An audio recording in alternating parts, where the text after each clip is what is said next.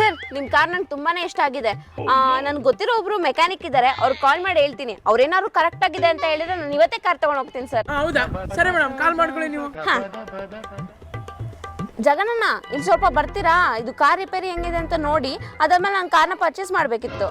ಹಾ ಸರಿ ಆಯ್ತು. Okay madam, okay madam. ತಂಗಿ ಇದೇನಾ ಕಾರು? ಅಣ್ಣ ಇದೇ ಕಾರು. ನೀವು ಸ್ವಲ್ಪ ಚೆಕ್ ಮಾಡ್ತಾರೆ, ನಂಗೆ ಕಾಲಲ್ಲಿ ಮಾತಾಡ್ಕೊಂಡು. ಸರ್ ಕಾರು ಸ್ವಲ್ಪ ಪ್ರಾಬ್ಲಮ್ ಇದೆ ಸರ್. ನಿಮ್ಗೆ ಬೇಕಾದ್ರೆ ಒಂದು 5,000 ಕೊಡ್ತೀನಿ. ಅವ್ರ ಮುಂದೆ ಏನು ಹೇಳಕ್ಕೊಬಿಡಿ ಸರ್ ಪ್ಲೀಸ್. ಹಂಗೆ ಕೊಡೋಕ್ಕಾಗಲ್ಲ, ಗೊತ್ತಿದ್ದವ್ರು ಅವ್ರು, ನಮ್ಮ ಪರಿಚಯ ಇದ್ದವರು. ಸರ್ ಬೇಕಂದ್ರೆ ಇನ್ನೊಂದು 5,000 ಎಕ್ಸ್ಟ್ರಾ ಕೊಡ್ತೀನಿ ಸರ್ ಪ್ಲೀಸ್ ಸರ್. ನೋಡಿ ಸರ್, ಇಲ್ಲಪ್ಪ ಆಗಲ್ಲಪ್ಪ.